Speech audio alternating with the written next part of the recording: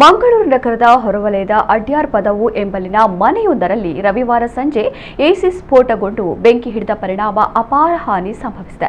ಘಟನೆ ನಡೆಯುವಾಗ ಮನೆಯಲ್ಲಿ ಯಾರೂ ಇರಲಿಲ್ಲ.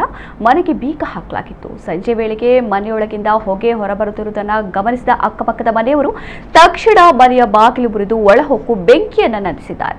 ಮನೆ ಮಾಲಕರು ಬೇರೊಂದು ಮನೆಯಲ್ಲಿ ವಾಸವಾಗಿದ್ದರು. ಇತ್ತೀಚೆಗೆ ಈ ಮನೆಯಲ್ಲಿ ಮತ್ತೆ ವಾಸಿಸಲು ಬೇಕಾದ ಸಿದ್ಧತೆಯನ್ನ ಮಾಡಿಕೊಂಡಿದ್ದರು. ಅದರಂತೆ 4-5 ದಿನದ ಹಿಂದೆ ಎಸಿ ಅಳವಡಿಸಿದರು ಎನ್ನಲಾಗಿದೆ. ರವಿವಾರ ಸಂಜೆ ಈ ಎಸಿ ಸ್ಫೋಟಗೊಂಡಿದೆ.